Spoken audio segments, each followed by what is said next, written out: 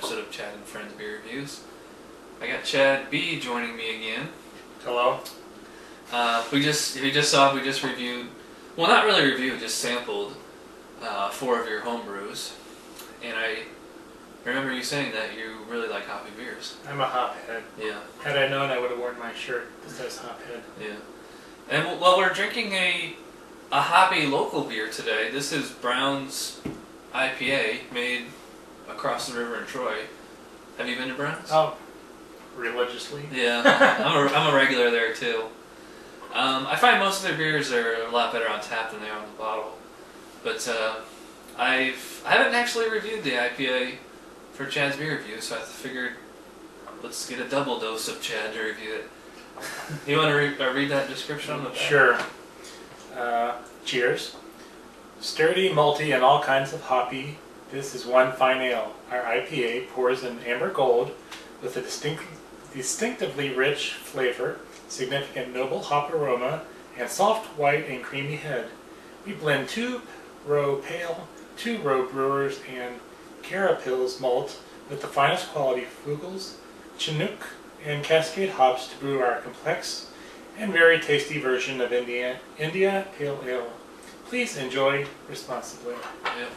So we're just gonna dive right in here. Has a nice head to it. Yeah. How would you describe that color? Not quite an amber. It's, I don't know. It's like a brownish Brown. orange. I would say a light brown. It's very hazy. You can't see through it. Although I can't see a lot of effervescence though. Yeah, very bubbly, How would you describe the aroma? hoppy. Yeah. See, a lot of IPAs have like a citrus or a pine to them. This doesn't really have either. I guess it's more floral, I guess you would call it. Possibly. It's actually not very aromatic. It does have a nice hop smell to it. Yeah.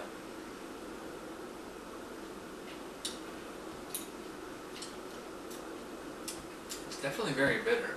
I like. Yeah. To me, this drinks more like an amber ale than an IPA. Mm-hmm. Because it has like this really noticeable dryness to it. It's like I said it with the nose, no citrus, no pine. It's more of a general dryness. I mean, it's good.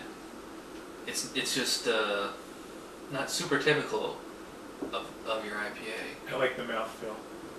Well, I'm trying to decide how it compares to other craft IPAs, and thinking it's probably, I would say it's more like the 60-minute Dogfish Head IPA. Yeah.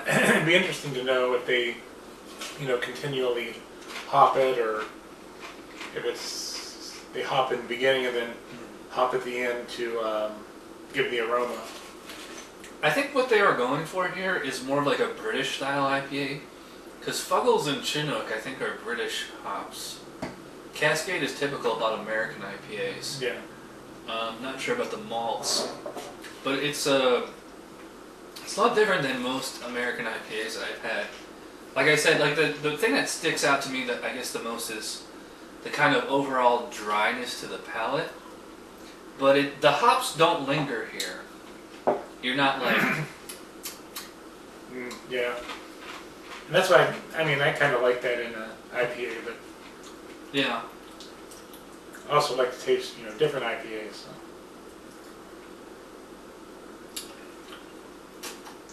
I like this one. And out of all the Brown's beers that I've had at the brewery and in the bottle at home, this one holds up, I think, the best in the bottle. Yeah, I think the only other one I've had in the bottle is the ESB and probably the raspberry cherry or cherry raspberry, whatever. But yeah.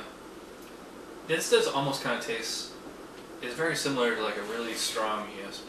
I could drink this all day. Probably, let's see, what is it? 6.5. Yeah, nice session. Yeah, that's actually, for an IPA, it's actually a little low. Mm-hmm. They're usually usually 7 or higher.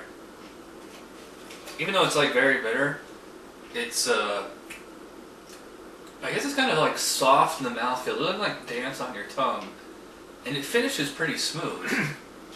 I mean, like some IPAs kind of just the hops just attack your tongue and knock it out. I don't know if you've ever had like Pliny the Younger or Pliny the Elder. Oh, those like you're after, you know, they're very hoppy, but after you drink, your tongue is like Yeah, 𝗏𝗏 𝗏𝗏 IPAs like that. Hey, it's a local brewery. It's really good. Yeah. All right, we're back. Just finishing up with the Browns IPA. Just to kind of recap here,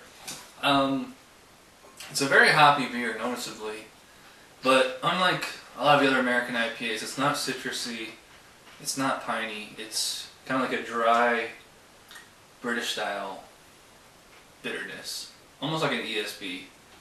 So I mean, you gotta give it kudos for, I guess, deviating from the style.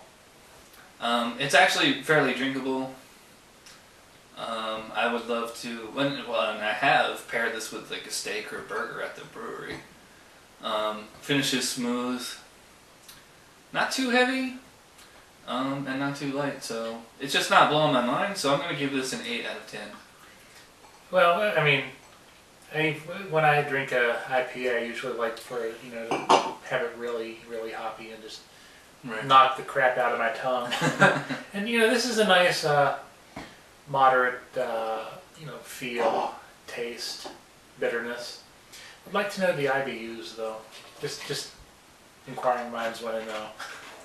But I probably estimate like in the 60s. Yeah, I mean it's an IPA that you could probably drink, more than one and still enjoy it. I'd agree with that. It's not going to, like I said, knock the sensation out of your tongue, and so you're just not tasting anything. So, yeah, 8. 8 out of 10? 8 out of 10. Alright.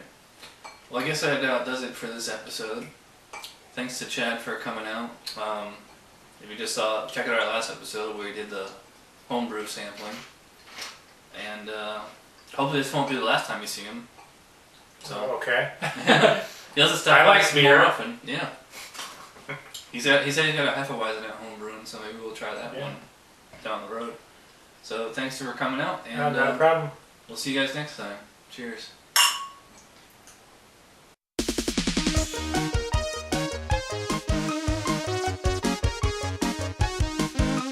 Somebody brewed it, Chad just reviewed it. Thanks for watching Chad's Beer Reviews. Trust me, the next episode will be a lot better.